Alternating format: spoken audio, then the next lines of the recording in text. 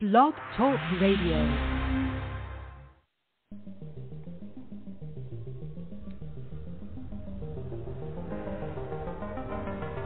Welcome to Let's Talk Jets Radio.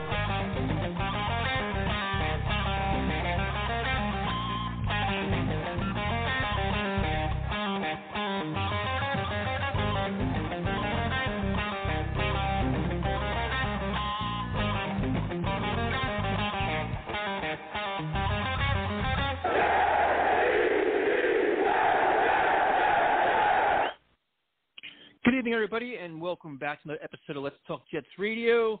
I'm using a new microphone, so I have no idea how this sounds. At Talk Jets Radio, Instagram and Twitter. Let's Talk Jets Radio on YouTube. If you bought a shirt, thank you so much. If you didn't buy a shirt, you still want to buy one, we have them available. But thank you. Everything's been shipped out, so we got them all out. Let me introduce Mr. Tyrone. What's up, man? What's going on, big dog? What's going on, man? Everything is everything, baby. I like to thank everybody who supported on the shirts, man. I really appreciate it, man. We really appreciate it, and thank you guys for really going to a good cause. So, thanks so much for the support.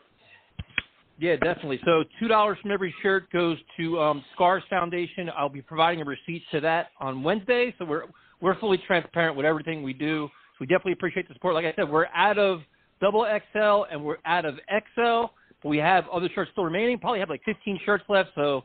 The support's been way overwhelming. Tyrone, before we go into the Jets, can we talk Knicks for a second? Do we have to, bro? Like, do you really want to go there, bro? Because the last two games have been extremely difficult, bro, to be honest with you. But you know what? I'm going to say this, man. Like, it is great when the Knicks win. It's great watching the Knicks, turn this thing around. I'm going to be honest. I didn't think Thibodeau was a good hire at first, and he changed my opinion on that because he's done a wonderful job with this team.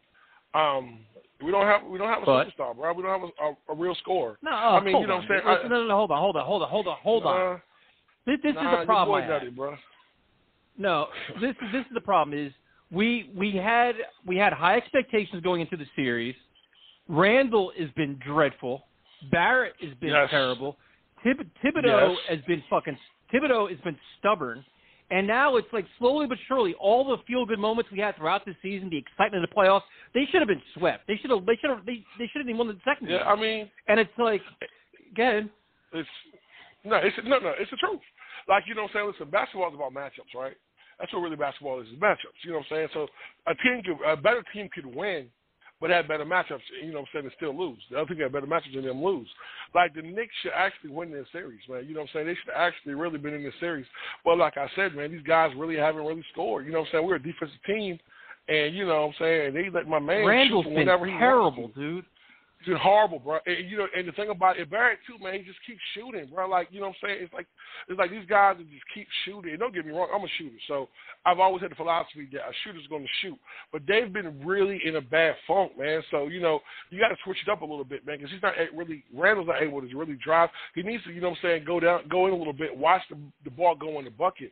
Like, he's taking really difficult shots, and and sometimes it's a bad shot, you know what I'm saying? But it's just really hard, bro. Like, and that's the biggest issue that, we need to fix this offseason, because I said we have a ton of money. But then you got to make a decision. Are you going to give Randall a max contract? You know what I'm saying? That's the kind of stuff that's scary. And then, watching our role players, like Derrick Rose has been absolutely amazing this whole series. This the trade, where he's been absolutely amazing.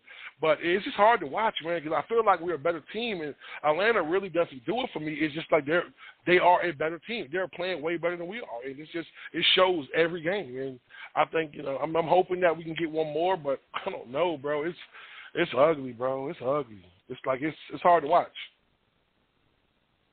Yeah, dude, it is. It's very hard to watch. It's like, and it's frustrating because you're looking at it. It's like now it's like this is like my favorite expression I get. It's like now I'm starting to have more questions than answers, because now it's like, all right, Derrick Rose is the best player on your team right now, which shouldn't be. He's probably one of the oldest ones.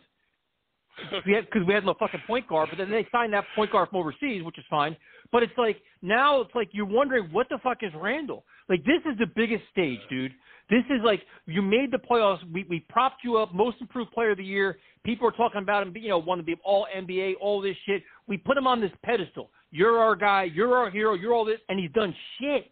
And now it's like, and his demeanor, it's just not good. But so now it's like, all right. I'm sorry. Good. No. I go 54. I'll say something after that. I want to take something after that. No, so then it's like, all right. So what is Randall? We like you know what he was in a regular season. Now this is his monumental stage, and he's choking. Barrett, Barrett's still young, so I'll give him that. Yeah. Quickly, all right. Burks, like all the role players, like Taj Gibson, all these guys. That's fine, but this is the one guy we hung our hat on, and he's not doing a job, and it's frustrating. And then Thibodeau, he's so fucking stubborn, dude. Some of the things he's so stubborn with, he doesn't change, and it's like. That was the rap on him before he came here. Yeah, well, I'm gonna tell you what's going on with Randall, man. They're throwing a double team at him. They're throwing a double team at him every game, and he can't handle it. He's not adjusting because he's not getting the ball where he wants the ball at. They're forcing him to move the ball out, or he's catching the ball in a bad spot and they're throwing two at him. So what he needs to do is he needs to move to his spots. He can already be ready to go, but he likes to slow it down when he gets the ball. That if he speeds up his game, it'll beat the double team, you know what I'm saying? So, I mean, it's just things you got to do to adjust. Like, I don't care if he scores 25, but give me 15 and 15 at crucial times. When a team is not scoring, that's when, as a superstar, you got to step up. But he's never been a superstar like that. But don't get me wrong, I love what he's done for us, bro. Bro, the Knicks in the playoffs, nobody saw that coming, bro. So I'm happy about that. But I'm happy that we're here. And if they lose tomorrow night, it's like, wow, I thought this would be a 6-game series. I thought they'd go 6-7 games. I thought it'd be ultra competitive. I never thought they'd get their doors blown off like this. And it's like he's forcing up shots. And at some point, the one thing, and this is why I'm kind of transitioning to the Jets a little bit, is the one thing with good coaches is sometimes you got to identify when shit ain't working, you make a change. If your hot hand is not hot, guess what you do? You got to go to somewhere else. You can't keep force feeding Randall if it's just not working. Like, this isn't a small sample. It's the whole fucking series.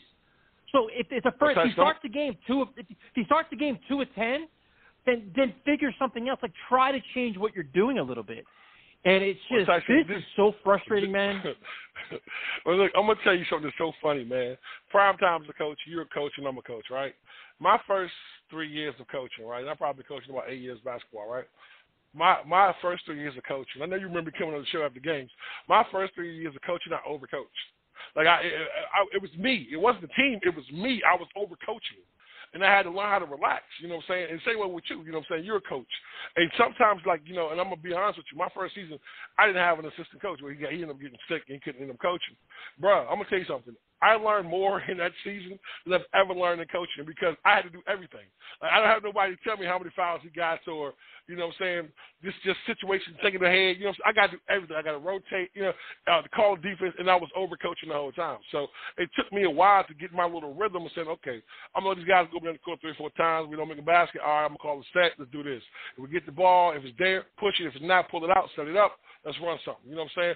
And I had to learn that. You know what I'm saying? So, Thibodeau's an NBA coach, so his level of coaching is way more extreme. So you get bad habits as coaching. You know what I'm saying? I think the problem is he's wanting Randall to come out this funk because actually we need Randall to win this series. And I don't know. I think the double teams, to me, the double teams is really, really bothering him, man. You can tell it. And then his body language, man, he's frustrated. So he's showing it. And, you know what I'm saying? And, Tyson, you're an athlete. You understand that. When that body language, your shoulders start to slump, you in a fight and your shoulders start to slump, or somebody hits you and you grimace on your face, Tyson, if you hit somebody like that, you already know, I got your ass. I'm going to break them fucking ribs. You know what I'm saying? That's how you feel. Yep. So as a ball player, if I miss 4 or 5 shots, when I played, I was a shooter. So fuck it. I'm going to shoot. My coach always told me, shoot till you make one, son. No problem, coach. I'm gonna shoot till I'm gonna let my revolver go, and I'll coach every kid like that. So when you miss a shot with him, his body language is showing, and his team can't get pumped into it because he's our leader, and he's frustrated. So if he would just, I'm hoping that next game they come out with a little bit more passion. I just think once they got down, bro, it's hard. And oh boy, young man, I'm gonna be real with you, man. The kid is fucking crazy, bro. Like he's Steph Curry. just with speed, you know what I'm saying? This kid is crazy. So I think what they need to do is listen, to me, I'm going to take him out there. You're not going to stop him. I'm going to run 2 of them all game. I'm going to make someone else beat me. I'm not going to allow him to beat me. You know what I'm saying? Because they don't have enough. To me, they don't have enough firepower with 2 beaters. That's why I thought we had a chance. Because I thought defensively we'd be able to stay in front of him. You know what I'm saying? Like a couple of plays I watched where like the one buzzer beater thing, man. Bro, he just rolls to the basket. Like wow, it's what it is, bro. So it's frustrating, but Yeah, I mean, to me, it's like on defense. No, but like I get the whole thing about on defense, but to me, it's just the way the offense is going, how this team is just falling apart, and there's so many things. It's just like, man, like tomorrow night's gonna be so interesting to see how they respond to this. They win the game, you can probably think a little bit different. If they lose tomorrow night, then it's like, man, like you better hope Randall puts up 40, because now it's gonna be like, dude, you want to get my max contract? What does this mean? Like who stays, who goes? It's just ugly, dude. I never thought we'd want to be there, and then you look at, then you kind of translate this to the Jets.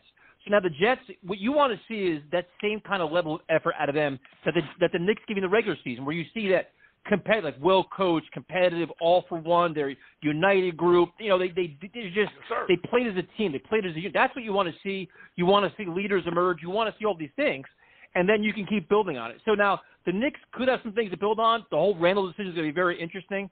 But, it's just fascinating, dude. Like, the more you read about the Jets, I watched Mike LaFleur's press conference.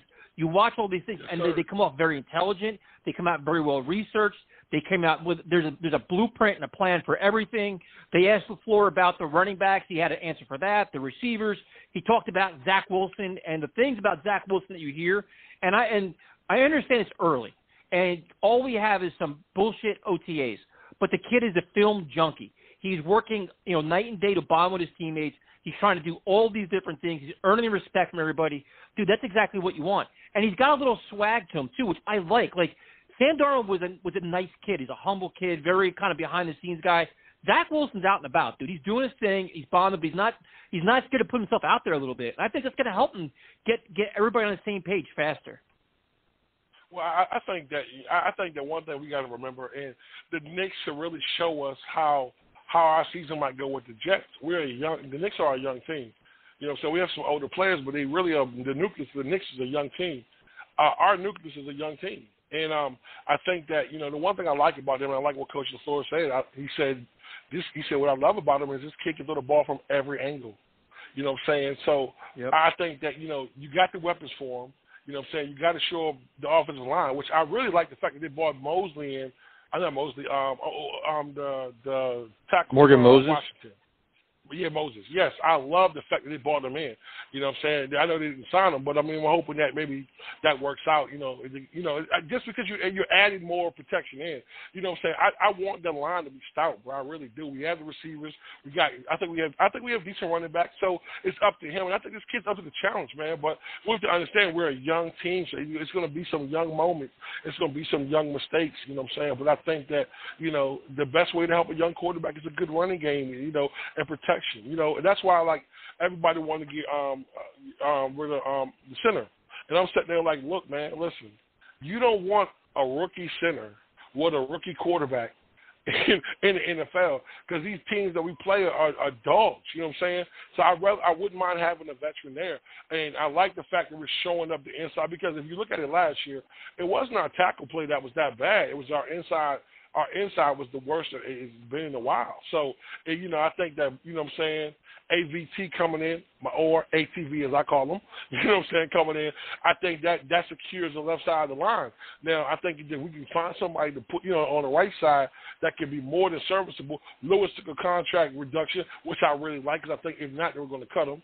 So I like the fact that he did that, because regardless if we bring anyone else in or we start anyone else, we got really good depth off the offensive line, something we haven't had in a while.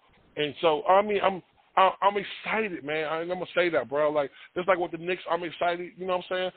With these young teams, I'm excited, and I know it. We have to understand that it's gonna be some highs and lows, but I really think these kids. I really think that he's gonna be good. I really do. I don't like that Davis got hurt. You know what I'm saying? I know it was a minor injury. But, I just don't, let's not have that. That's why everyone was like, we need to cut Crowder. Well, for what? You have no clue what's going to happen.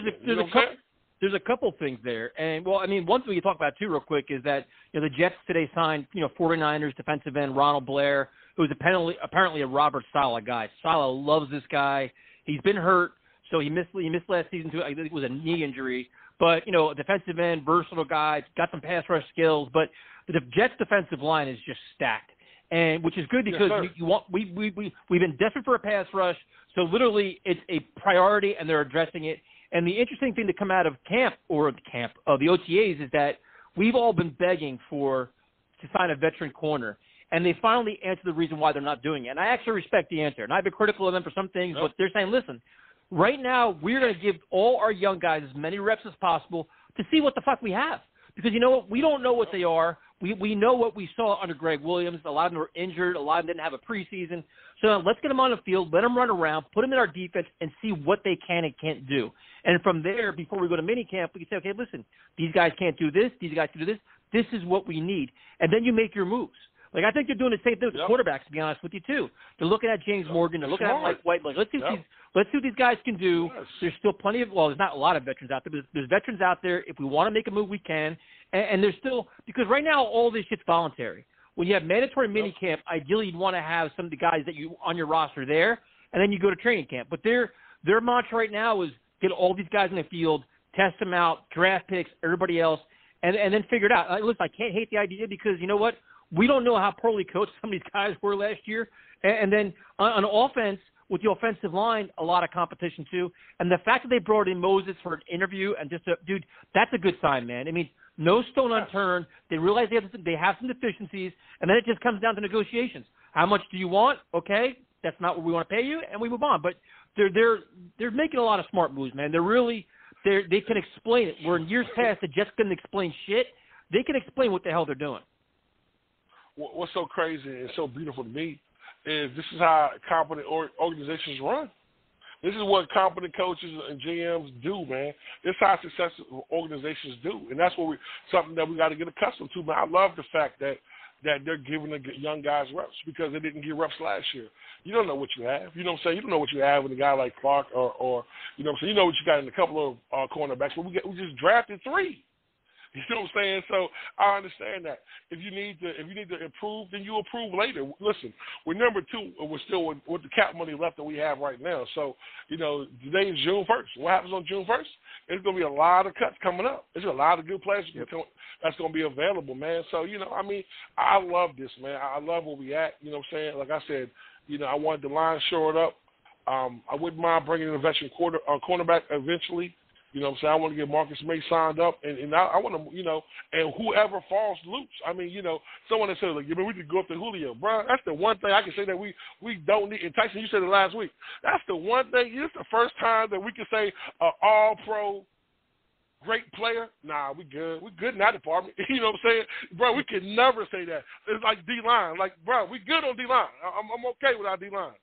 And I'm gonna tell you what's so crazy. It's gonna be scary to see who doesn't make the D line. I mean, because like I'm saying, it could be draft picks. The kid that we drafted last year, bro, it's a chance he might not make it. Yep. I mean, he could be a practice squad player.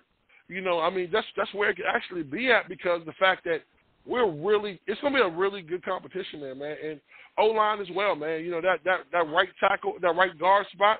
Man, I can't wait to see who gets that spot. And my man with the mullet, I know he sucked when he was in San Diego, but the kid is absolutely hilarious, bro.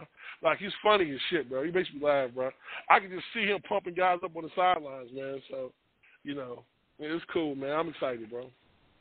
Yeah, and the thing is, too, is, like, the one thing, it's just, like, I'm trying my best to, like, I'm not really reading much from the media. The Jets are doing a really good job of sharing information, like, all the press conferences are available on YouTube. They're all over the place. You can actually hear what's going on your own and listening to the answers and kind of forming your own opinions. And it's like, dude, when they break down their evaluation of Zach Wilson, they break down the evaluation of the draft picks, they kind of explain their offense, like LaFleur explaining his offense, Saleh and his staff explaining the defense. You could see what's going on, and you could see what they're trying to mold. And it's like the one thing, the thing that got me the most with LaFleur was like, he wants to cater his offense to his players. Like, yes, you have your offense. He comes in with his masterpiece of an offense. He says, okay, this is my offense. Then he looks at his roster and says, you know what? These pieces don't fit what I want to do. I'm going to adjust my offense. As opposed to the jackass last year where it was like, listen, here's my fucking offense. We're going to run it. It could be predictable. It could be this. It could be that. That's what they did. Dude, it's like we've said it for years, Tyrone. Take advantage of mismatches. If you're playing against the worst rushing defensive football, guess what you should fucking do? Run the goddamn football. Run the football. Like, or if you have guys like a Corey Davis, or you have guys like whoever, Jamison Crowder, whoever it is, that can't be covered, or a matchup nightmare, you keep doing it until they stop it. And there's no reason why not you shouldn't do that. Other teams do it. The Chiefs do it. They'll keep calling the same goddamn play until you know what? You stop it. So that's what I like to hear, and it's encouraging. You mentioned the Corey Davis injury. The other interesting one that nobody's really talking about because there's really no information on it is Mekhi Becton. Now, he's not practicing, and nobody really knows why. If it's not mandatory, is he sitting out? Is he banged up? I haven't seen anything recently about him, but that is the one player that you want to keep an eye on because last year was the weight. You want to figure out what weight is he comfortable at where he can stay healthy and keep all his athletic ability and keep all his power. Yes, sir. Yes, sir. I'm hoping that, I'm hoping that it's nothing serious. And I'm hoping that it just be, it's more precaution than anything. But, they're not going to give that one away. And I really hope, I know they said the big thing about finding a good weight for him to play at, because I know he's dropped some weight. I know that's something that he worked on big, eating better, putting better things in his body. And, I'm going to be honest with you. I'm a big dude myself. And, that daily struggle of getting my weight down is not easy. And big up to my man Robbie Jersey for doing what he's been doing, bro. Proud of you, big dog. I mean, but it's very difficult to keep, to do that. You know what I'm saying, Tyson? You're in shape. Tyson, actually, you're slimmed down a little bit, man. You out there looking beast, bro. You know what I mean? My boy out there getting it. You know what I'm saying? So, I mean, appreciate that. It's just the maintaining bro, you be on it, bro. But it's just the maintaining of it, bro. So, I'm hoping that, they find a good way for him, man. Without him losing, his power and his aggressiveness and his the strength of who he is. You know what I'm saying? So, I think they were saying they wanted him around 350 or something like that. Yeah, but that's the one thing where the Jets have completely overhauled their strength and conditioning program, their training staff. They brought in sports science people. So you're hoping that, and that's a complete change from last year too, where it's like, listen, you have a state-of-the-art facility, and you're bringing in like the best technology and the highest level of expertise to get your team in extreme shape. Like, and this is what you hope for. So hopefully they have a good feel of what they should do at Becton. And even the guys like Quinn Williams, the players like that, even though Quinn is hurt, get these guys in the best shape where they can be at their peak performance, where they're not too small, they're not too big. They can just be, and the other guy that's been getting a lot of, attention too is C.J. Mosley, who is coming in saying, listen, you know what? I have nothing to prove, but he had nothing to prove, but he's kind of like, I'm motivated. I got a chip on my shoulder. And to me, I'm like, you got free money. I'm like, you got a lot to prove because you haven't done shit since you've been a Jet. So like, you got to come here and earn that Pro Bowl status here at the Jets. Like, you got to come out here and be a game-breaking player for the money you're getting paid. I mean, listen, the man hasn't played a full game in 2 seasons, but the man got his money up front. Nah, man, I'm hoping CJ comes back as well, man. Like I said, I think that his experience and his leadership is it shows how different this team was. When he's not there, even him wanting to be on the sidelines to help, or him trying to come back, saying it was, like I said, man, he's never been injured before, so it's not like they signed a player that had injury history because he's never been injured prior to this. So, when he missed the game. So I think that, his body's rested. Let's hope that he doesn't have that rust. You know what I'm saying? Because I had a lot of chitter about, I was on something in the Le'Veon Bell situation. The guy, he lost. He didn't. I'm sorry, bro. Like, I just, when you put people in bad situations and expect, something good to happen, it's just hard, man. You know what I'm saying? So, but I'm tired of hearing from him too, dude. Like, I'm tired of hearing Le'Veon Bell shit too, to be honest with you. Well, and your boy, man. And your boy, man. And your boy. I'm not gonna say his name on the show. Jose's boy. You know what I'm saying? That guy. You know what I'm saying? But listen, I mean, but Le'Veon Bell, listen, dude, it didn't work out, man. And it's like, you could blame a lot of things on a lot of different people, and I get it, but he didn't play well, dude. Like, he didn't stay healthy. He didn't play well. The offense, like, there's a lot of things that didn't work out. But, he went to the Chiefs, wasn't all that great either. I'm like, and now he's a free agent now, and nobody's like, listen, I think you could make an argument that was probably one of the worst contracts the Jets have done. And, it wasn't a good contract, dude, for a variety of reasons. Completely overpaid, and he lost a step. He, was maybe in or out of shape or whatever else. And it's just now to hear like, well, I'm going to prove everybody wrong. I'm proving wrong. You've been saying that since you've been here. You said it for the 2 years he was here. He said that and didn't do it. And it's like now I'm to the point now where it's like I'm done talking about the guy in Seattle. I'm done talking about the coach, the former coach. I'm done talking about Le'Veon. It's like because it serves no purpose, but it's just getting annoying now. Yeah. It's like I'm tired. This year with this whole new team, I'm tired of excuses for everybody. Like now it's like you have an offensive defense where it's like it's going to maximize your potential. If you don't play well, it's on you.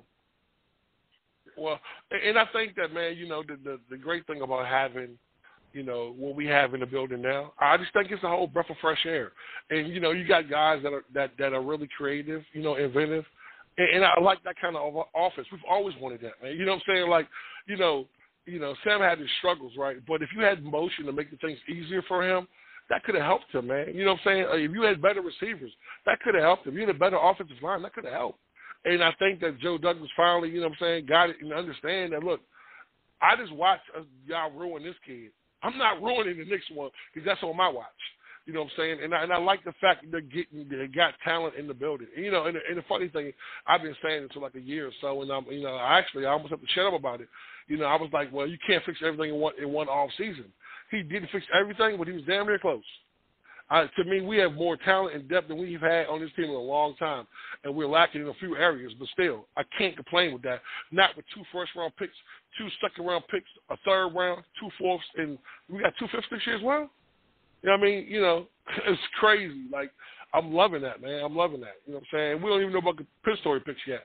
So I'm liking, we got a chance to really upgrade this team and get some talent in the building. So, it's not one season. I'm hoping that this season that these guys, Zach is what he is, man. The kid, it's great to look good in, like what my man Herm said, everyone looks good in shorts. You know what I'm saying? Everyone looks fast in shorts. Even Coach said it. Coach was like, look, man, we put them pads on, we can tell who want what and who do what. You know what I'm saying? And that's, Yeah, when the pads start, the bright lights come on, the pads start popping, that's when you separate the men from the boys. That's always how it happens. So, yeah, it's crazy. So, Tyrone, we got people on hold, but we don't have – prime time is running late because of baseball, so we can't screen them. So we're just going to – I guess we're going to kind of wing it, I guess. Put them on? So we're going to go right here. What's up? This is Let's Talk Jets Radio. Who's this? The 917 number. Jersey number. Yo. That's a New York number. All right. Try that one again. Anyway. Can we get rid of that? Maybe go to the next one. It's a 780 area code. We'll try this one. Let's Talk Jets. Hey, what's up, Tyson? What's up, Tyrone? It's Trevor. What's going on? What's up, Trevor? How you doing, bro? I'm doing fantastic, guys. How about you? Hey, man, can't complain, bro. Can't complain. How you feeling, man?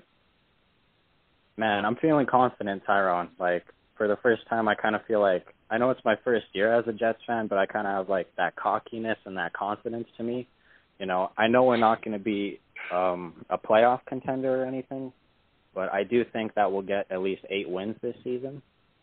So I'm very confident in the group right now, confident in the coaching staff. Trevor. Love some of the signings. Man. And I'm fired up for the season, man. I hate to stop you, bro. This your first year as a Jet fan? Yeah, technically. Oh, man, so listen, it'd be crazy, if they turn all this around and we go on this great run, you didn't get to suffer the hard thing. Sorry to interrupt you, Tyrone. Last year was my first season, the Adam Gase season. Okay. When we went 0-1. You know what? Yeah. You know what, big dog? That's probably enough pain right there to truly understand how it feels to be a Jet fan. But nah, man. So you don't mind me asking, bro? What made you become a Jet fan, bro? That's. Honestly, I was just kind of at first I was a Giants fan because of Saquon Barkley, because I used to see all these crazy workout videos of him lifting, and I just thought he was this awesome physical specimen. So he became my favorite player, but out of nowhere, I kind of seen like some rumblings of the Jets and like the coach, and then I seen like Greeny. He was doing like a little piece on Adam Gase, and then I guess kind of typing in New York Jets, I kind of found your guys' channel, and then, I don't know, I seen Tyson in primetime, and shit, I just thought, like, these guys are educated, like, they're passionate about the team, they know all the players. Educated. Like, they give good analysis. So I'm like, why don't I follow along? And I became a Jets fan, and since then I've just been addicted. Hey, listen, man. We just started this new format, man. Trust me, it was a PG rated show prior to this new concept, which I love. I know. I love the new concept. Yeah, I went back and I listened to some of those old episodes. You guys sound so different. Yeah, we were like caged rats, dude. Is what it was. We were trying to fucking just. Hey, it was ridiculous.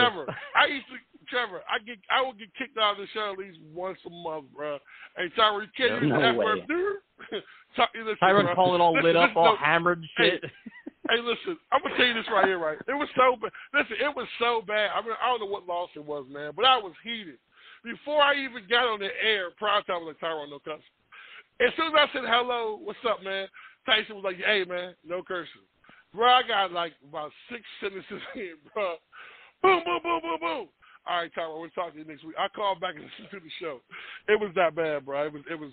But you know, like I said, man, the format for this show, man, the foundation they've laid down for this, you know, Primetime, Jay, Tyson, you know, these guys have done an amazing job, bro. Now I'm just glad to be a part of the family. You know what I'm saying? To be a part of the team.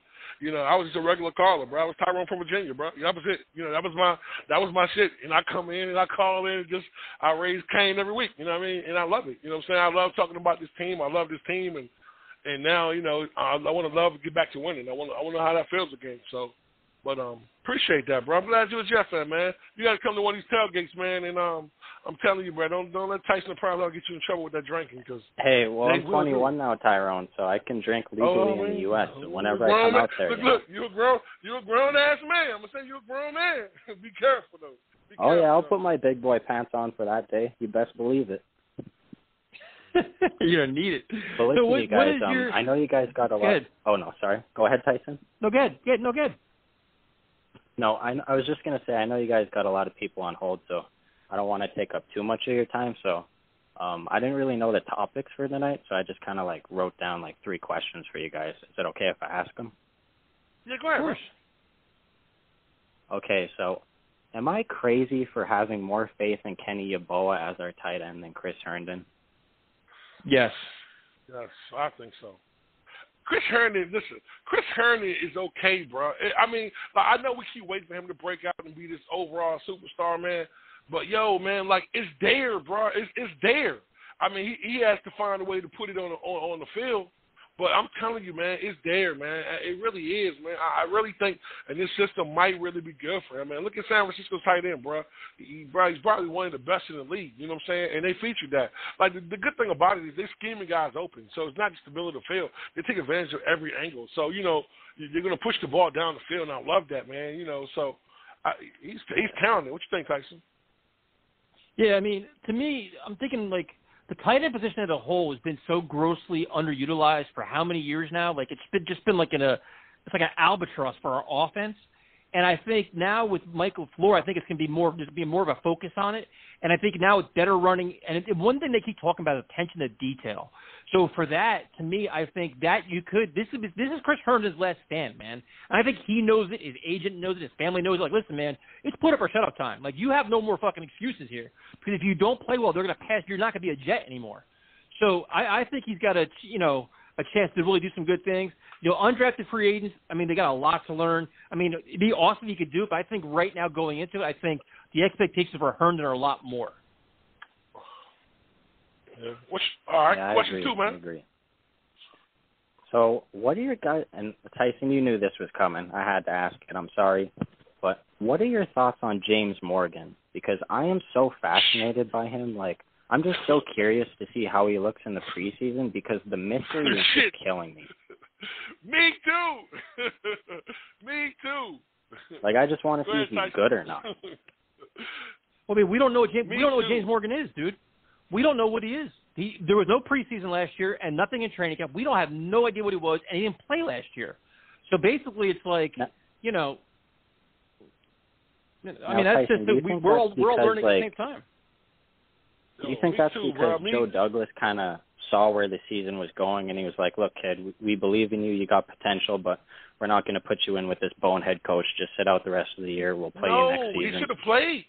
No, he should have played. I agree. To me, everyone should have played last season. Like, you know what I'm saying? And that's where I think he dropped the ball at. Like, you know what I'm saying? Like, either this kid was really that bad, he was hurt, or something. Bro, there's no reason not to play him. You know what I'm saying? The season was done. You know what I'm saying? I mean, the season was done. You know, but, I mean, I think that, I don't know. I mean, I want to see what he is, too. I mean, I'm going to be honest with you. I don't think I've ever seen him throw a pass. I'm being real with you. Like, I've never seen him throw a pass. That's crazy to have a backup he took, which you could have a lot of talent there. You know what I'm saying? Fourth round pick. I understand you want to have a quarterback on your roster just to groom along in case your starter goes down, somebody that you have for 3 or 4 years. You don't have to worry about who knows the system. But for the kid not to play, man, it's really hard to, see what he is. All right, so what's your third question, bro? All right, so my last question, this is a simple one, but who's your college team, Tyrone? Are you a Virginia Tech guy? Hell no. I don't like no team in Virginia, bro. Now, basketball is different. I'm a Duke fan for basketball, bro. You know what I'm saying? Coach K is probably the greatest coach, to me in my eyes. I'm probably say Florida State, bro, and that's because, What? Yeah, well, my cousin was going to Florida State, bro. He got committed there, bro. They really looked out for him.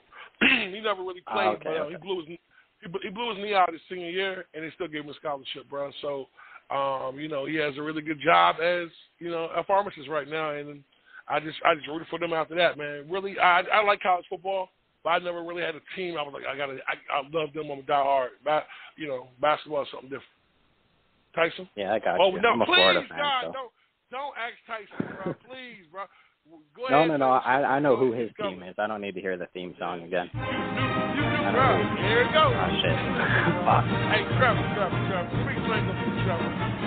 It's one thing you do not say on the show, bro. I didn't say the word. Bro. Yeah, I didn't say the word. But Trevor, you asked him a question to where he had to answer it with that. Listen, we don't even talk about ND players. We say numbers, bro. We don't even say names because you hear that shit right there. So but man, hey man. Hey, well, thanks for taking my call, guys. I really appreciate it. No problem, and, bro. Keep up all the great work. I appreciate you guys.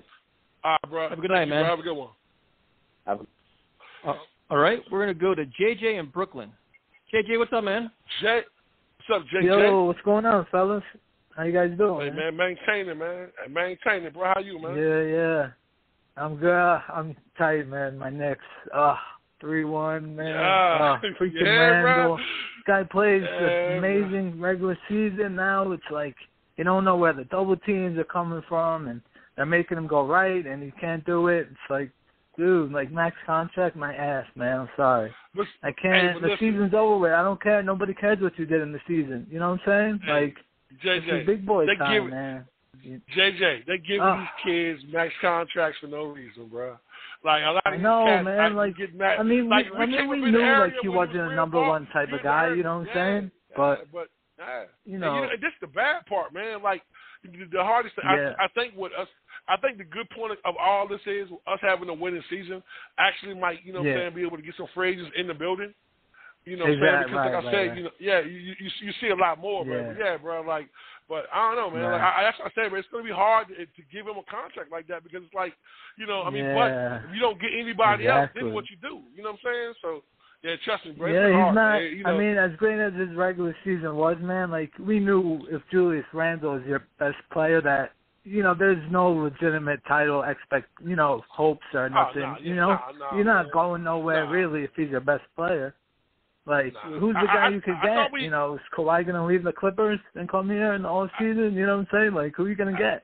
I don't know, brother. I'm going to see how free agency goes. I'm going to see who shakes. There's not much out there besides Kawhi. Yeah. There's really not much. Lonzo Ball. Do you want to give him a big contract? Hell no. And we got a draft better too, man. Like, I'm gonna be real with you, man. I'm gonna say this, and it's probably the Knicks fan in me, man. But the NBA screwed us, bro. They screwed us when we didn't get the first pick of the draft with Zion, or we didn't get the pick with John. I mean, you guys don't like RJ? I don't know. I don't see stardom in RJ like some Knicks fans say. Like, I don't see that in him and RJ. I don't see stardom like some Knicks fans say. Always argue with Knicks fans. Like, I don't see a star there. Bro. That's just my opinion. Listen, bro.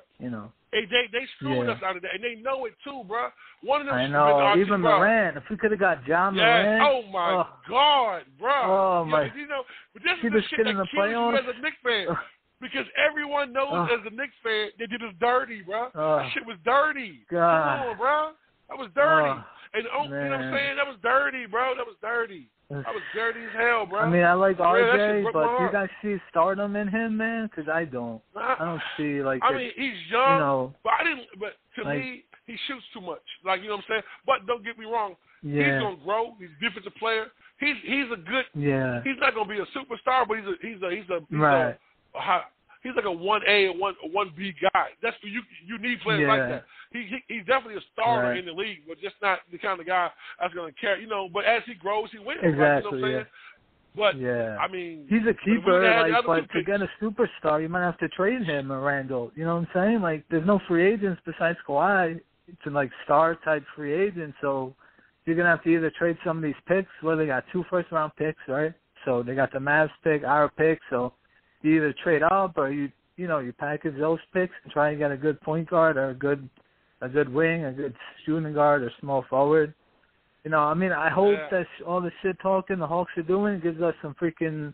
I know you don't need motivation because it's the playoffs, but you heard what the guy Clint Capella was saying. He's like, we're gonna put you on vacation. What are you gonna do about it? Like, come on, man, that can't get you amped up. Let's go, man. I'm happy you did that shit. Sir. Yes, sir. You woke us up, man. So.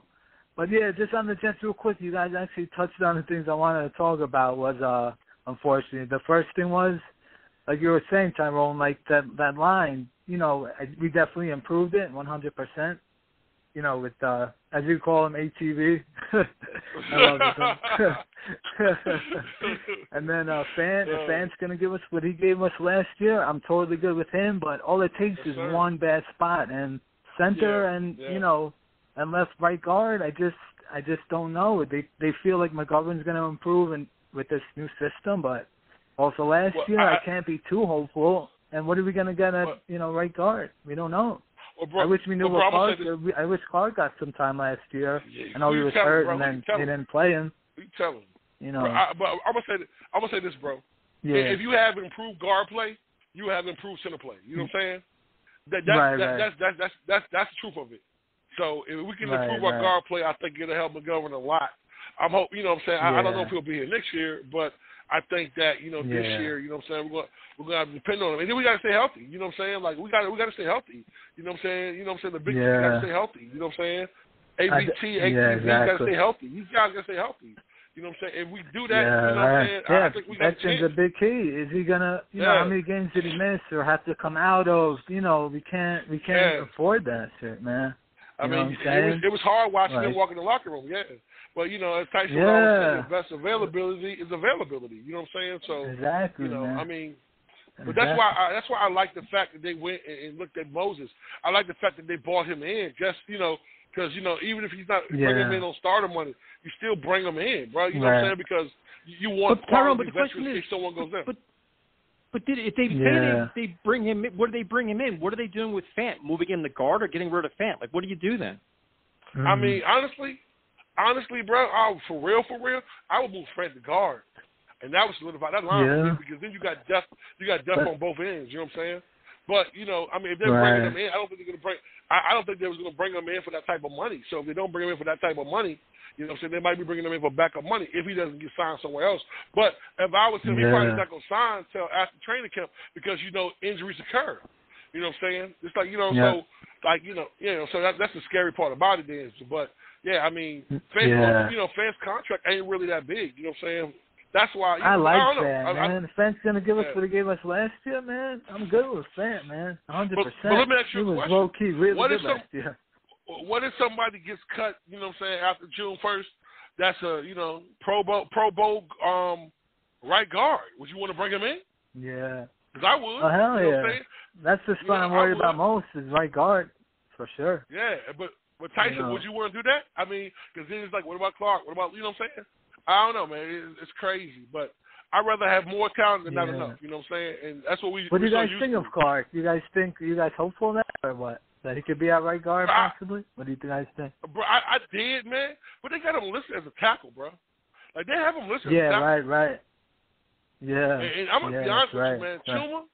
Chuma sucks.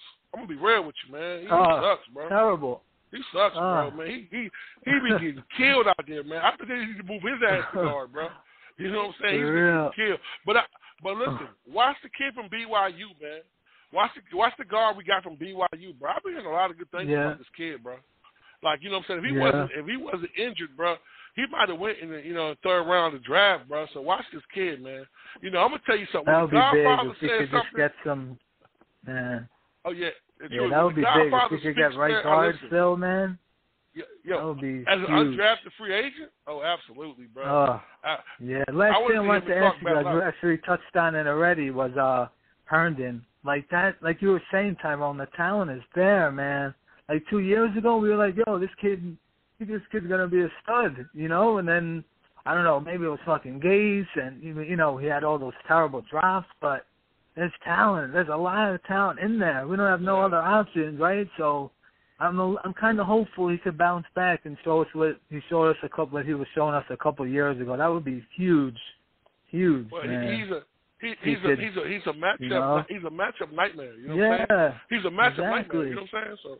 Yeah. But we all want that for him, bro. I feel you, bro. Yeah, that would be big. Yeah, but last thing, I just wanted to commend you guys. I know this time of year it's kind of tough, there's not much shit going on, but you guys have been doing a great job, man. So keep it up. I'll talk to you guys soon, all right? You, man.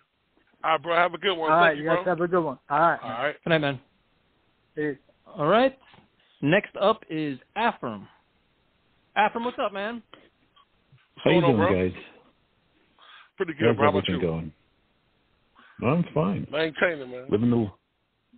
Got my shirt. I'm very happy. Hey, thanks for the support, man. Thank you. Good. Very good quality, like you said. Feels good on you, I'm going to talk about the Jets a little bit. Basically, and I've been listening to some of these callers, guy should have played.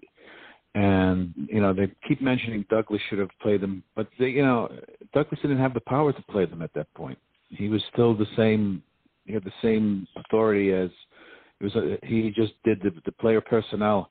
Gase ran the offense. He played who he wanted to. He didn't report to Douglas. So, unfortunately, a lot of these guys that we wanted to play weren't going to get the chance because all he wanted to do was try to win a game as many times as he could, and he was going to put the guys he thought that were going to win. So, not seeing Clark there and other players, he knew it wasn't going to happen because he wasn't looking to see what these guys were capable of doing. So, that's why I got to throw away last year completely as far as what we have. I love what these guys are doing. It's like a program. It's like a real football program.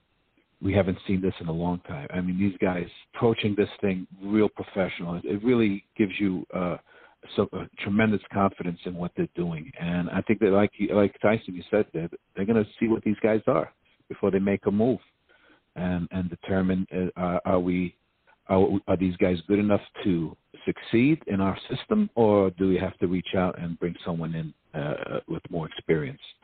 But I look forward to it because there's a lot of guys, there's a lot of competition, and we'll find out who else. I don't know if the cuts have to be made today or by tomorrow. I think today's the first, right? Well, today they start today. Yeah, so you'll start seeing them over this week. Yeah, they start today. Yep. Yeah, it depends on how the the cap position is, and then I guess you'll see more cuts probably during camp to see who beats out the other guy, but it's gonna be. I look forward to it. I was listening, with these OTAs. One thing that got me was interesting was I was listening to Connor Hughes, and he was summing it up, and he made an evaluation when watching Zach Wilson. He said, if someone told me that he was a rookie quarterback, he wouldn't believe it. He said, if you told me this guy was 3 years in, that's how he looked. Not overwhelming, but not like a rookie. Listen, not like a rookie. Yeah, but Afram, listen, man. There is nobody hitting each other. There's no blitz. He's not reading defenses. Right now it's like a feel-good story where I think a lot of people in the media are trying to throw out all kinds of positivity because they know if they write anything negative, the fans are going to roast the shit out of them. So it's like, to me, it's like it's nice to be excited, but you're not seeing a lot like the fine touch and all of the big time throws were probably done behind the scenes when the media wasn't there. Like, you know what I mean? Like, it's just, to me, like, I'm not taking any of that shit until we see him start playing in preseason games, and we start seeing him, like, in live drills and scrimmages and all that other shit. That's when you start getting a feel for all this. But to me, the most important thing is how he's making such an effort with chemistry with his teammates. He's a film junkie. He always wants to learn. He's, like, asking more questions. And they're saying, like, LaFleur's, like, he's, like, challenging LaFleur already, which is awesome. That's what's most encouraging to me. But that's from what I've read, and that's what he did in BYU, and that's how he worked hard that his junior year, and he won the job as the starting quarterback again because he was not guaranteed for him at that time, and he figured out all, he looked at all his mistakes, and he improved himself dramatically by just focusing on everything he did wrong and trying to improve it, and then it paid off. And I think he's going to do the same thing with the Jets. I mean, the kid's devoted to the game, and you don't see a lot of that. I just, it's a shame we only have 3 preseason games. You'd like to see 4. We only got 2. I was just about to ask y'all that. We only got 2 preseason games this year. How long do you want to see him play? Like, how much do you want, him out there? Because, also him being out there, he's exposed. Yeah, that's just true. They won't play him the third game. But I know, but you play him. No. We're not having 3 this year, right? We're only having 2. No, it's 3, isn't it? They took one out because they've taken the 17th game. Yeah. So there's only 3. It's usually 4. They took one away. I'm sorry. Yeah, I'm sorry. My bad. I'm sorry. I apologize for that. But let me ask you a question. So how many? Look at Tyrone. What's Tyrone doing over there? Jesus Christ! He's trying to be this. But in all fairness to Tyrone, you usually don't play the 4th game. You always put all the rookies in. No, in all fairness to Tyrone, he should know what the schedule's made of here. I mean, like 3 preseason games. It's not hard to figure this shit out. I mean, the guy's always asking for a fucking pay raise. Always wants money. At least know the schedule. I mean, basics, man. Saying, bro, things happen, man. Listen, some bro, shit. I got a question for y'all though. Listen, with him being a rookie and having a lot of rookies on the team, he's trying to change the topic. He's trying to change the topic here. Yeah, no, it's the same subject. I'm saying it's the same subject. Trust me. So I want to know, like, do you want him playing like because in the normal it'll be the third preseason game is the dress rehearsal. So is the second preseason game now the dress rehearsal? Yeah, are you willing to put him out there for that? He'd be playing more. He'd be playing more reps in the first 2 preseason, and maybe the first set on the 3rd game, and then they'll be looking at guys trying to win a job in special teams or anything to that effect at the end, so they can cut their number down to 53. And so that's what it's going to be. There'll probably be more scrimmage games. Who knows? But I'm looking forward to seeing this. I just want to see this team how they're going to play. And unfortunately, you're not going to see everything because they're going to hold off until the regular season. So I like to see just a glimmer of what they can do. But it's like this is one of the few years that I really, really look forward to seeing what's happening because everything seems positive with this coaching staff. I just love everything they're doing, and it's truly professional, everything they do, and they're all on the same page. It's not like last year. You don't know who was who, what was what. All you knew was Gase did what he wanted to do in that bottom line. This looks like just a true team effort total collaboration among all coaches, and I'm looking forward to it. It's going to really be exciting. No, I agree. Well, I do want to say one more thing though. Listen, so like the first preseason game, like how much would you play him? I mean, listen, he needs reps. He needs real action. He needs that. Like it's so scary with having one last preseason game. I know that sounds crazy, but to me, it's scary with a rookie quarterback because you really want him to get reps. You know what I'm saying? So it's like trying to find that balance of him playing. You know what I'm saying? Would not expose him to, you know what I'm saying, being injured. You got to also look at the other teams that are going to be playing. You know, if they need their starters to have more reps, maybe into the third quarter or the full half. You know, I think every team in the league is not. You know, they're going to have their starters at least get more reps than usual in preseason because of the loss of one game. So, and it's going to be interesting if the Jets.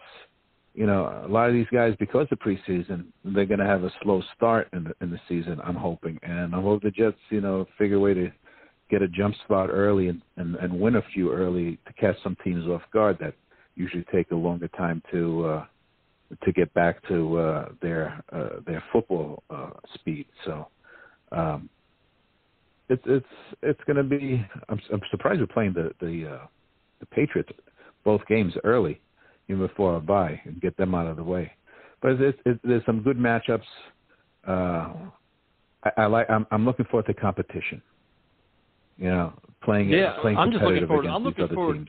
I'm just looking forward. To be honest with you, I'm looking forward to training camp to see all these battles, all these position battles, and see how the organization handles it. Like, you're inheriting a team. You're bringing in some of your quote unquote own guys. Who stays? Who goes? What determines it? I can't wait for all that, man. 'Cause that's going to set the tone. Like, is it going to be like the guy that performs the best, or is it the guy that has, the biggest resume? Like, there's going to be some really, really interesting moves made, especially like offensive line or defensive line with all the competition they're bringing in. I just hope there's so much competition. These guys work hard that they're going to make it difficult for the coaches to pick the starters. That's what I'm looking forward to. Absolutely. Yes. Absolutely. Yeah. Guys, have a good night. I appreciate the time. Yep. Thank you. Have a good night. I'm going to have And that's the one thing, Tyrone, when you look at it, it's like there's like, we'll get into that as, training camp approaches, but, Salah's inheriting a lot of guys. A lot of these guys Joe Douglas didn't draft. And it's like, okay, what's going to be the determining factor to make this team? Is it be the best fit for your defense, the best performance, the resume? Like, I'm fascinated to see, because then if you want to talk about accountability and hard work and all this stuff, when push comes to shove, you got to make that decision on cut day then. You got to stand by your word and be like, listen, you are the best man for the team, regardless of your salary, regardless of who picked you. You know what I mean? That's the most interesting thing. Yes, sir. Absolutely. Yeah, that's how it should be. I mean, so I'm looking forward to, like I said, it's going to be a good training camp, man. These guys are going to have to fight for it. You have to earn it, and I love that. I mean, to me, it's like, man, listen, we have a lot of good young talent in the building. And it's a lot of positions that are open. You know what I'm saying? You look at our secondary, man. That junk is wide open. And my kid, what's my man name, bro? The rookie we got, bro, number 41. My man be talking, man. My man, if you look at this kid's tape, bro, this kid, bro, I like him. Like, you know what I'm saying? I like that, man. I like the fact that he's confident, man. He's feeling like, look, man, I'm coming in for a starting job, bro. I ain't worried about none of that. You know what I'm saying? So I'm loving it, man. Like I said, I love the competition. I love competent coaching. I'm being real with you, man. I'm really excited about our front line. I mean, our defensive line, bro. I'm excited about it, bro. I just think it's impossible not to be. Look at all the pieces they added. Like, they have legitimate players there now. It's hard not to be at this point. There's, and I'm interested to see, like some players that we discount, like, and I'm guilty of it. Like, I keep discounting Bless Austin. Can Bless Austin now emerge in this defense with much better coaching and a different scheme? Like, when you keep hearing, what I thought about the most today, because I had free time on my hands, or over the weekend when it rained every fucking day, is that, they keep talking about adapting their systems to their players. Adapt. So, all right, well, the receivers, you have a plethora of receivers. You can do a lot of good things there. Running backs, you have all shapes and sizes. You have some flexibility there. But your corners, the one predominant factor with all your corners is inexperience. They may be good, may be bad. We don't know what most of them are because most of them haven't played a full season. We don't know what they have. So it's interesting to see how they adapt the defense to try to hide that corner or hide the secondary or help the secondary. Well, Tyson, let me ask you a question, though. Like, the funny thing is, man, like, we could really have a chance, man, to one of these guys to be a dominant role. You know what I'm saying? One of these guys could actually be a star. I hope so. With the right coach, man. So it's like, I know you said earlier you agree with what Coach said about letting the young guys get rep, and I feel the same way. I mean, like, if we have a dominant defensive line, our cornerback play could be okay. It doesn't have to be, the best. Well, yeah, they're making an educated decision. They're going to say, you know what? We spent the last 2 weeks watching all these young corners working our defense, run their coverages, run their schemes, try to do this, and you know what? We don't feel comfortable with what they're showing us right now. We had to make a move. And if they said that, it makes sense. Instead of saying, you know what? These guys haven't stepped on the field yet, and now we're already making another move. So I understand the approach. And then if they make a move by minicamp, that's completely fine. Or if they wait till training camp, then it's like, all right, now I understand what you're trying to do at least. Like there's a rhyme or reason to what you're doing. Especially when you have all those late round picks, man, where it's like all these hybrid players and safeties and linebacker and all this shit. You got to figure out what they are. Like you only saw these guys on tape. You couldn't, there was no combine. You couldn't work them out. You couldn't do all these things. So you actually got to get them on the field and see what the hell they can do. Well, I mean, I agree with you. And I'm looking forward to it. Definitely looking forward to it. No, I'm looking forward to it, too. I'm not looking forward to Game 5 tomorrow night, but I'm looking forward to the fucking preseason. Nah. I'm not sure. You know what sucks, dude? Can I tell you, what sucks? About a week ago, the Yankees are playing good baseball. The Knicks are like the king. They're talking New York. Dude, within a week, the Yankees are they're playing like a little league team. A bunch of morons. I don't know what the fuck. They can't hit. They can't pitch. They can't run bases. They just don't care. They're a bunch of lifeless bozos. The Knicks are just falling apart and melting on the big stage. It's just like it's amazing how in a week all this changes, dude. It's amazing. These highs and lows, bro. These highs and lows. Oh my God! Always at the same time, bro. Hey, let me ask you a question, Tyson. Off of football for a second. I know you probably won't. Are you watching that Floyd Mayweather fight this weekend? For what reason? I'm going to tell you the only reason I will watch it is I want to see him beat the shit out that dude, bro. Like, those brothers, man, they are the cockiest kids, man. Bro, when I say I really don't like them, bro, like, they're really annoying and shit. I really want to the other one's fighting, the other guy's fighting Tyron Woodley, the UFC fighter, and he's better than Ben Askren, but he's still not a striker. He's a wrestler, dude. He's got knockout power, no doubt about that. But he's fighting a wrestler, and he's going up 20 pounds. Woodley's going up 20 pounds. And it's why not fight a legit striker? So now I give these guys credit. I give the Paul guys credit because all they're doing is making shitloads of money. I mean, they're making more money on these bullshit celebrity fights than the UFC fighters are making. Boxers are making good money, but it's crazy. It's gimmicks. So I don't blame Woodley for taking the fight. I don't blame none of these guys for taking the fight because they're making huge paydays at the tail end of their career. Like, Woodley's out of the UFC. He didn't – I think he lost his last 3 or 4 fights. He's out. He's on the downside. So it's like, all right, you know what? I'll get one more last big payday in this gimmick fight, and then I'll retire. And that's – I don't blame him. But the Mayweather thing, dude, Mayweather's not really – he's probably going to play games with him, dude. He's probably going to move around and fucking – it's going to be a joke, dude. Yo, I want, bro, listen, man. It's the whole point with those two, bro. Like, all this shit you talk, man. Fight a boxer. Fight a boxer and get your ass whipped. Like, you know what I'm saying? Like, dude, it's just crazy. You know what the funny thing is? It's crazy. They talk shit to elite level strikers or high level strikers, and conveniently those fights never come to fruition. Never. Like, you want to go against Joe. But you know why? Of course, because they know, because the gimmick will be up. All it takes is one good ass kicking, and this celebrity boxing thing goes right in the shit. You go against Eddie Alvarez or Showtime Pettis or any of these guys, they will beat the brakes off of you. Sir. And then that's your ass, bro. Exactly, and that's why they won't do it, because they know one big loss, the hype is over. The train is derailed. But this kid, man, I think he's getting like 80 to 100 million fighting Mayweather, bro. Seems like a ridiculous, and and it's the whole point. And it's like on that Showtime. McGovern Mayweather shit. Yo, that McGovern Mayweather shit was bullshit. Like, what, McGregor? He carried him, bro. When he fought McGregor, bro, he carried him for a couple of rounds, but that wasn't even boxing, bro.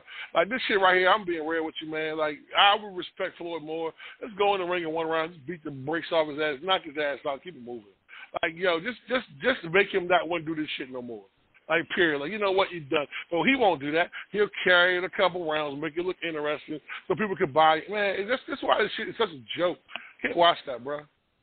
I'd rather watch Spence and what's my man, Manny Pacquiao. But I'm sorry, back to the Jets. My bad. I just had to ask that dumbass. No, I can't wait. I want to see like Tyson Fury. He's gonna beat the snot out of Deontay Wilder again too. You better go ahead with that bullshit, yo. Listen, man, man, my man coming back with Fury. Yo, he actually. I'm gonna say this, bro. I'm gonna say this about him, bro. That's what kills me, man. Like, bro, why don't you box? Like, the sport is called boxing, bro. Bro, you don't box, man. Box. Throw the jab. That's what it's there for. Get behind your hands, bro. The thing is, dude, I like Deontay Wilder. I actually liked him until he lost and came up with all these fucking excuses. I'm like, dude, you know what? I hate excuses. I hate all this shit. It's like, oh, my walkout gear was too heavy and this and that. It's like, come on, man. Listen, I boxed for 2.5 years when I was young, right? The one thing I understand, man, and I love boxing. And Tyson, you're a strike coach, bro, so you know this. If you don't set punches up, bro, this shit don't work. Like, this kid, man, like, yo, it's like you have all this. I'm not even being funny, and I'm being dead-ass serious. This kid has all this power. He could have went as one of the best boxers of all time if he had boxing skills. So I knew when he got in the ring with a real boxer, his ass was going to lose because you got in the ring with a real boxer who boxed. All you had to do was box him. You know what I'm saying? Dude, that's all you have to do. It's the basics. But see, Tyrone, and that's why these celebrity boxing is bullshit, dude. Like, we spar on Thursdays and Saturdays. And the basic, like, all these new kids coming up, I tell them all the same thing. I'm like, your most effective punch is your jab. You can jab all day. If you have a good jab, the guy can't hit you because he can be walking into the punch endlessly. It sets everything else up. So when you watch all these celebrity guys and they're throwing this hard 1-2 or all these wild hooks and shit and getting like, dude, this isn't boxing. They're like, that's why they call it the sweet science. There's a science behind it. There's a rhyme or reason behind everything you throw. Every punch you throw, there's a reason for it. And it's just like, you watch some of the stuff, and it's like, man, you're just here for the payday. Like, you're here for the payday because there is no way a legit boxing staff is actually coaching you because they wouldn't watch this and say, you know what, that's smart. So they're either that or they're all yes men saying, you know what, you're the best, and we're not gonna criticize you. Tyson, when have you ever seen a boxer not move his head, bro? Your head is in the same location. You're not moving your head, bro. You are a fucking target, bro. What you are a target, and I'm aiming for that target. I'm gonna throw my right just so you can move a little bit, so I can throw an overhand left and break your fucking jaw, man. You're not moving your head. It's crazy to me, man. That's not boxing, bro. So I definitely feel you on that. I just want to see a boy get his butt kicked. You know what I'm saying? That's all I care about. But I'll tell you what, though. In 2 weeks, there's a phenomenal UFC card, man. There's 3 great fights on that one. I can't wait for that. But like some of the celebrity stuff coming out now, man, it's just, this is some shit. And then it's like I'm telling you right now, I was an enormous Chuck Liddell fan. I mean, as big as a fan, I had so much autographed shit from him. The biggest fan. If this fucking guy decides to come out and fight one of the Paul brothers, dude, I'm gonna lose my mind because he already embarrassed himself against Tito Ortiz. He already embarrassed himself, dude. He's already like you have a legacy. Why must you ruin it for that last payday when you have all the money in the world? Like you're fat, you're old, you're out of shape, you're proving nothing, and you're gonna get smoked.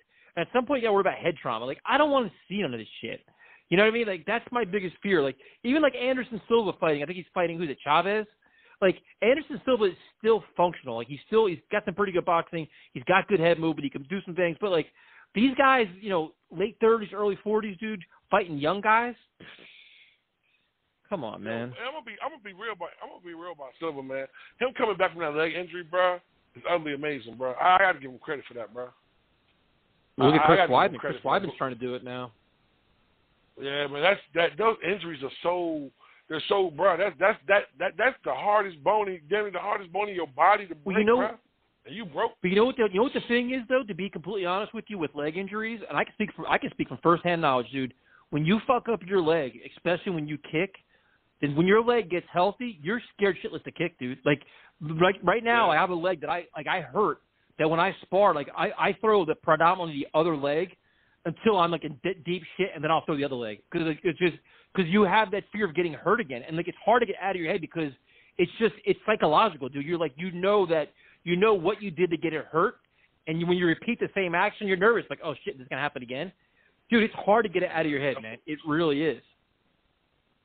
Yo, Tyson, I'll wait. I'll ask you off the air. Yeah, what? The girl you're training, man, how's she doing, bro?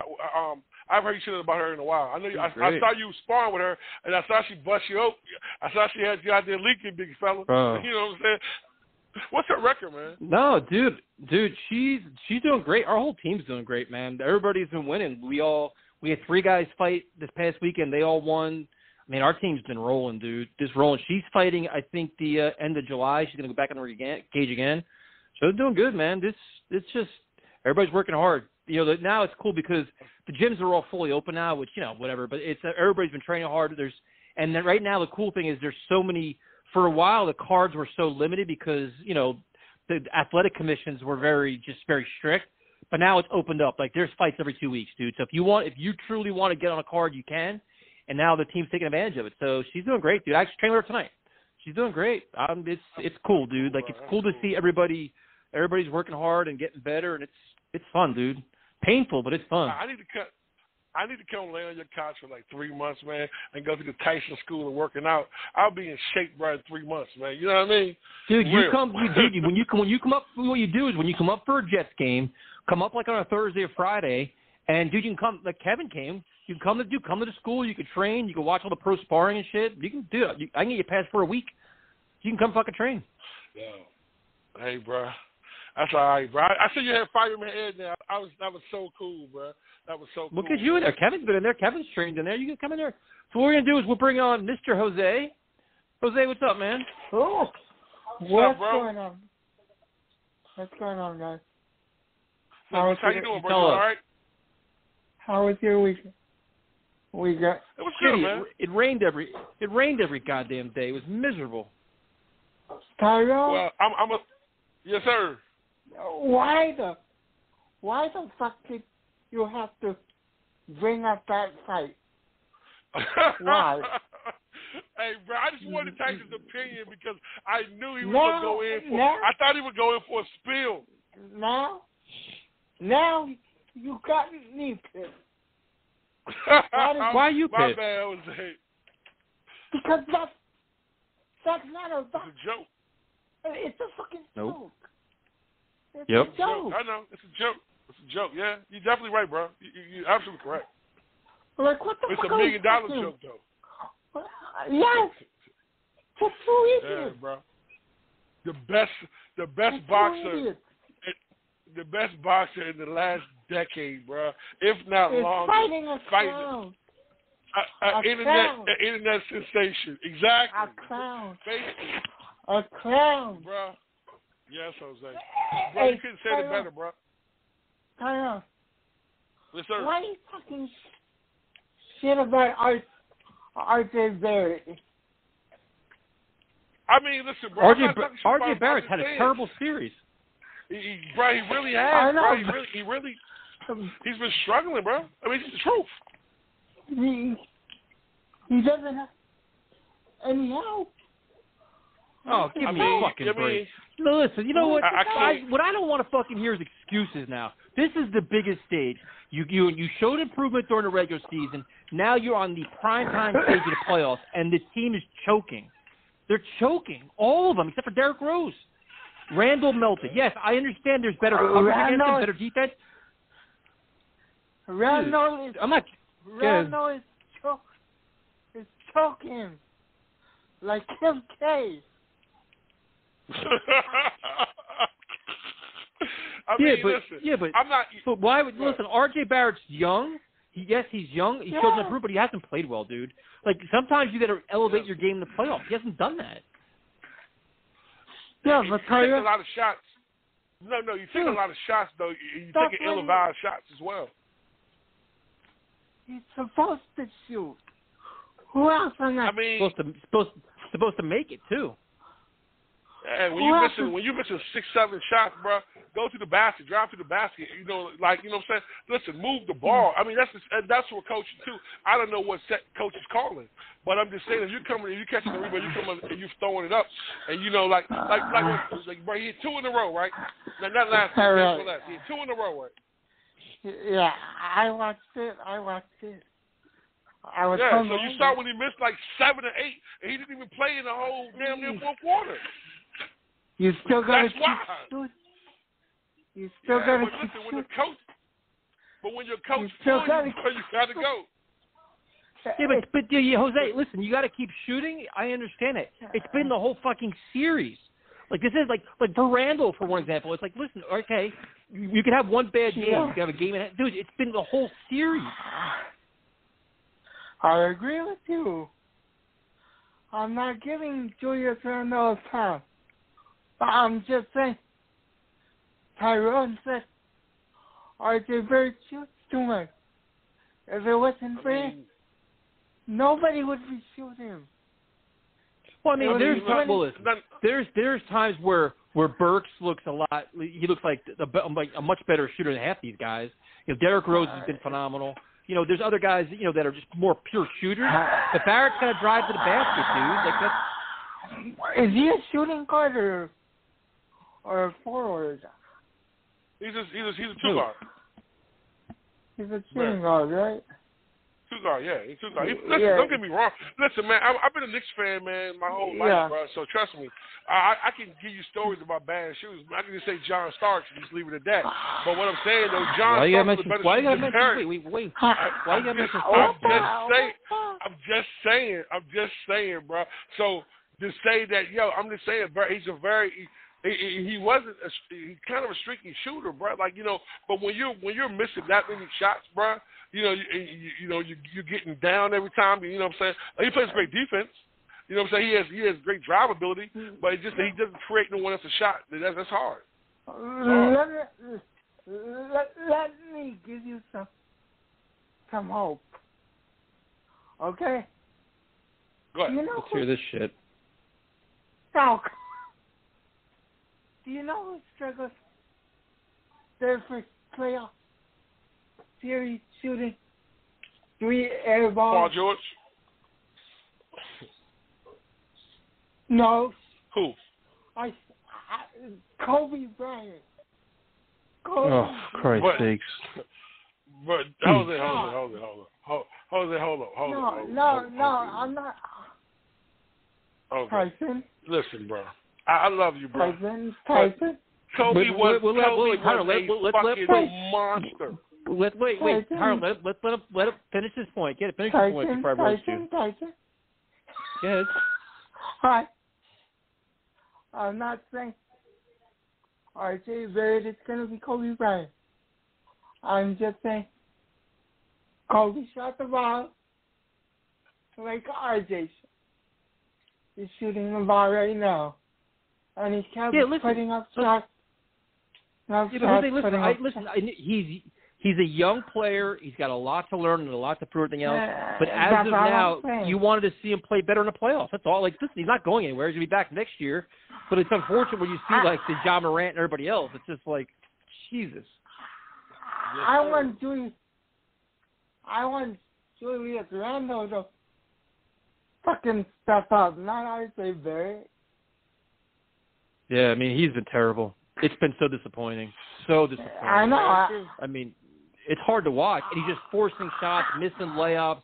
His body language is awful. It's just – and then that flagrant foul during the end of the game, that last game. It's like, listen, I know you're sticking up for your player. But not even that. It's like to be all that, like to show like your pride, then you're getting blown out of the building, and now you give a shit. It's like it's just. I was so disgusted. It was like the Jets last year.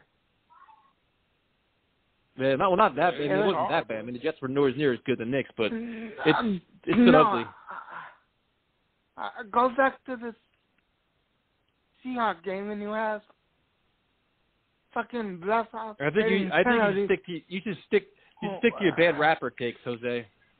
Oh, come on. Hey,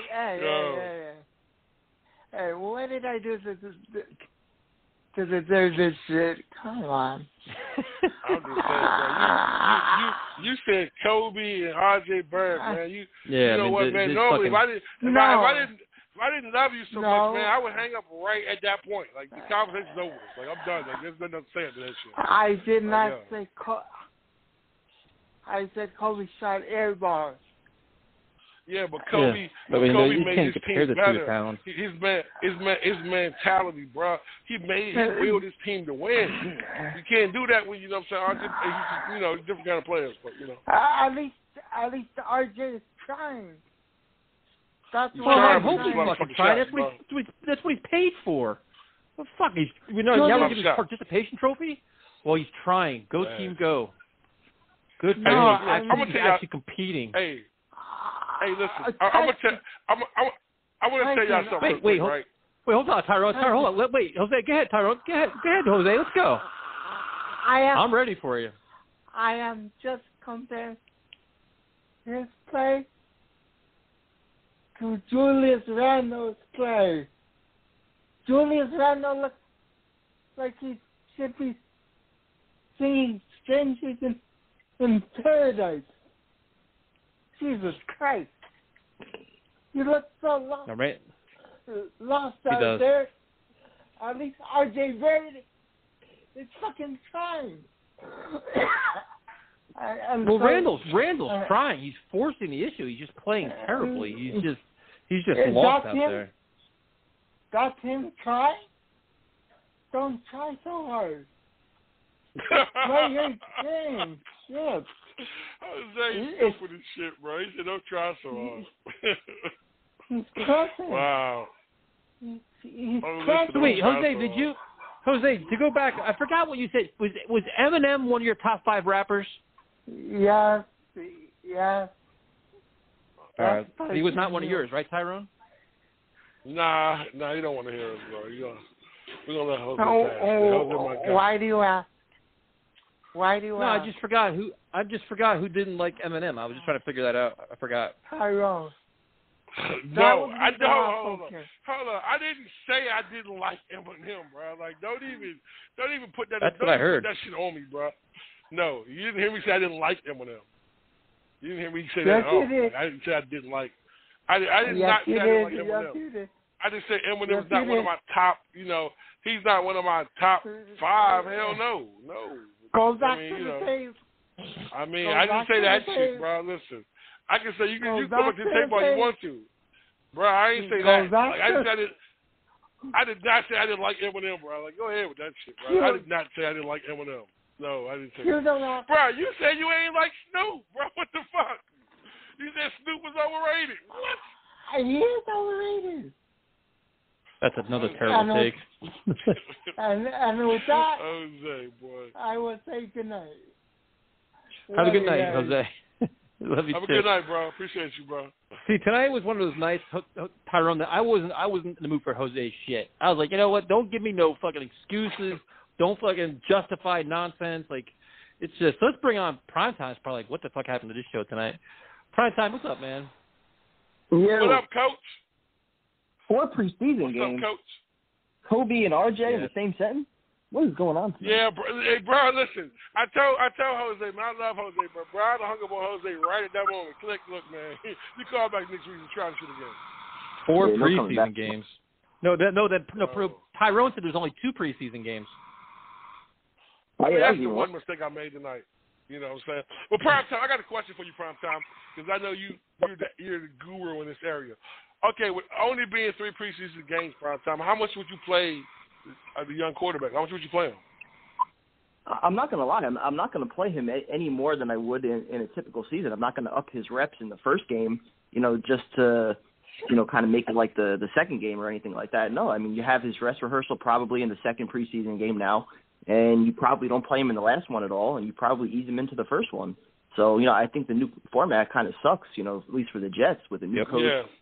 system, you're not going to want to rush your rookie quarterback out there, and you're not going to play him in the last game, before your regular season starts. So I feel like you're kind of stuck only really playing him a lot in that second one. Yeah, because so you treat the second one like the third one, right? Well, because Tyrone, the third preseason game, you're not going to want to play all your offensive linemen. Yeah, exactly. As I said, because of injuries. That's, you know what I'm saying? But, look, Belichick sometimes, man, will play Brady, you know what I'm saying, in the 4 preseason game. Hey, do what you got to do. But if you want to keep your offensive linemen healthy, though, if you're going to keep them all healthy, you're not going to play Zach Wilson behind the second and third. What the hell is that noise? Oh. What's me? Tyrone, what are you, driving around the wilderness out there? No, it's not me. It's prime time. Bro, I'm stopped. Definitely not me. I got the TV off. There's nothing in my apartment going on right now. Sounds like there's a fucking wind tunnel going on out there. But whatever. So prime time, what are your thoughts on the Knicks, man? It's disappointing. And the biggest thing, I heard you guys talking before about Trae Young. I mean, that's the biggest difference in the series. The Hawks have a legitimate superstar where, their offense flows easy off him, and the Knicks, they're fighting for every single basket, and it looks difficult. And for the Hawks, every basket looks easy. I mean, that's the biggest thing. You don't have your superstars or your guys who are supposed to be your superstars in Randall and Barrett playing like it right now. And nobody else is really stepping up. Bullock in, 31 minutes had no points? It's a joke. You can't win like that. Nope. Now, if they lose tomorrow night, does that really taint what this season was all about and all the progress they made? No, not at all. Not at all. I mean, right now in the moment, yeah, it sucks. You want to win, you want to advance, you want to keep the ride going. But if you told me before the season that the Knicks were going to be the number 4 seed, I would have signed up for that in a heartbeat. Nobody expected the playoffs at all this year. So I think you just kind of roll now. You take the experience for these young guys. You identify what you need to improve upon. You learned a lot about Randall as well. You got to make a decision on him. And you take all this information, you try and build forward. I think that same thing applies for the Jets going into this year. Even if they don't make the playoffs, have a competitive year, learn a lot about the pieces that you have, and use it to make some informed decisions going forward after that. Well, now, how do you evaluate Randall? Do you evaluate Randall about how much he's improved, or do you worry about how he's played in the biggest stage? Well, I think it's clear he needs somebody else next to him. Whether that's Barrett, which I don't think that's going to be enough. If you're talking about competing for a championship, you need a legit number 1 next to him. I think you can still give Randall a max contract, but you got to have somebody like a Donovan Mitchell or a Kawhi Leonard, somebody else like a legitimate superstar next to him, in addition to Barrett and getting Mitchell Robinson back and some of these other guys. But Randall as your number 1 top guy, I don't think that's going to work. No, I completely agree. I'm so disappointed, dude. I'm disappointed. I'm discouraged. I'm just pissed. You got to relax a little bit. I mean, what did we really expect from this team? At some point, we knew the ride was going to end. Relaxing shit. What am I relaxing for? I expected a much better performance than this. Like, dude, you've come this far, then to lay an egg and just get blown out of the building, and to be like, this looks like disorganized and flat. They're a hard fighting. But no one saw us coming here though. Star talent. That's what they are. And in the playoffs, it's hard to win that way. Prime time made a point, though, bro. Because you just told me at the beginning of the season the Knicks were going to be the 4th seed, bro. I would not have believed you. Yeah, but that's fine. But so then you make it, and then you're allowed to play like shit in the playoffs? Well, nobody's excusing them playing like shit, but it's just the reality when you have a young team that's still not very talented. They got here off of just playing hard, grit, good defense, good coaching. You realize you still have a lot of mistakes that you got to fill out. And I like Prime Time's off, his off-season rebuild, too. Like, get another player in the building, and that's it. Keep moving. Yeah. I mean, especially now. I mean, you identified that the current structure is obviously not going to be good enough to win a championship. I think you learned a lot about Randall this series. But, whether or not you're going to pay him a max contract, I think that's a legitimate discussion now, whereas maybe a month ago it probably wasn't. I think it was a given about a month ago. But I think it all comes down to, what can you add next to him now? He's getting a max contract. They give a max contract to anybody, bro. So he's getting that max. So don't even worry about that, because that's happening. Well, it depends on who else is out there, too. Who else is willing to take the Knicks money now? Now that you're kind of establishing yourself as I don't want to say a legitimate contender, but a team that's on the rise. You have superstars that are talking about MSG rocking. Maybe this is suddenly a place where players want to come play again. Well, if you're talking about paying Randall versus maybe being able to sign 2 legitimate superstars like the Nets were able to do, the whole competitive thing is nice. But then once you get that chance to sign those superstars, usually that goes out the window. The way the Nets built it with Karis LeVert and all those guys were traded once they were able to get James Harden. So it's all about having the superstars in the NBA. So once you get that opportunity, usually whoever was around to kind of build it up to get there, usually they're the ones that, get sacrificed at the end. Ain't nobody, listen, let me say this. Ain't nobody beating Brooklyn 4 games, bro. Not happening this season. Go ahead and give them the championship now. They're not losing, bro. Facts. I want to see what the Bucks can do. Man, Giannis, nah. So, prime time, how's your baseball team doing? That was a big thing. Oh, yeah, my freshman season, we ended up on Friday. We played out in the rain our last game. We finished out 12-4, so we had a solid year. And then varsity, they have states tomorrow. Nice. Congratulations, Prime Time. 12-4, man. Good season, bro. Congratulations, man. Really good year. One of my better ones. So, good group this year. So you're evolving as a coach. Just good players. Good players. They love the game. Passionate about it. So, makes my job easy. Listen to you, the politician. He's giving us coach speak right now. He's giving us some fucking textbook coach speak right now. Prime Time running. He's running for Congress in like 9 years, bro. No BS, man. Yep. He's trying to clean up his act now. He's all positive and shit, saying all the right things. Man. Do you have any Jets thoughts you want to share? Do you have any news today? I didn't even read anything. I heard they brought in, what was that? Yeah, tackle, split. Simon Kim from San Francisco. Yep. Oh, yeah, that's right. Yeah, the defensive lineman. I saw that, too. They're loading up on D-line, huh? Yeah, they ain't messing around, dude. Ron Blair. Nah. That's the strong point right there, man. That's the strong point of our team. I kind of like what they're doing. I heard the quote, from Saleh that you were mentioning before, about like letting the young guys play. And I get that to a certain extent.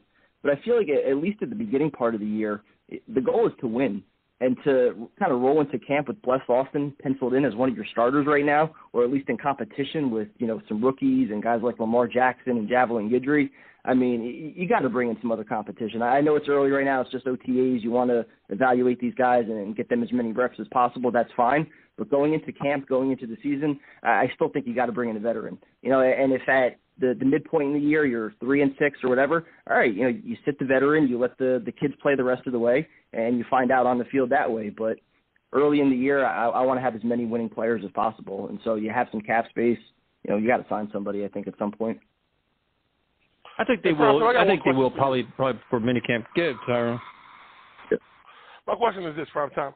How many teams do you seeing being better than our receivers? Like their third, fourth, and fifth corners, and we went to a 5-receiver set, man.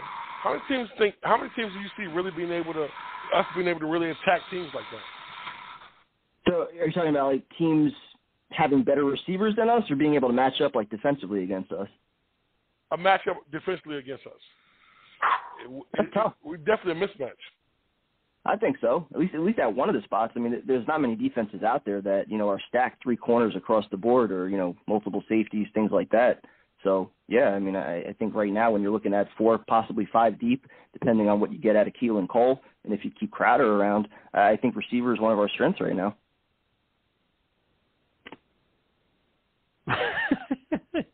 Do you have anything else you'd like to share, Prime Time? No, I think that's it. Yeah, it's just a dead time, man. There is not shit to talk about, to be honest with you. We're arguing about Knicks stuff. I might have some news in about like a week or 2, show related. So I'll keep that up. Uh-oh. Oh, good news, positive news. All right, absolutely. Cool. I know, good news. So, Tyrone, your parting shots? Yeah, my parting shot, I want to say this, and it wouldn't be me if I didn't say this. Rest in peace to all the people who died on this day 100 years ago at Black Wall Street, you know what I'm saying? Praying for those and their families and those survivors. Jets up. Enjoy your week. Be careful. Be safe. And I love you guys. You know what it is. Prime time. Let's go Knicks. Let's try to work this thing, back to Game 7 at MSG. Enjoying the Mets still at first place. Yankees playing like dog shit. Feels nice. Hopefully Jets are able to follow what the Knicks are doing. Training camp not too far away. So appreciate all the support and talk to you guys soon. Yeah, at Talk Jets Radio, Instagram and Twitter. Let's Talk Jets Radio, YouTube. Thank you to everybody that bought shirts. They've been mailed out. If you want to buy one, we still have about 10 or 12 left. And we'll talk to you next week. Have a good one, fellas. Later.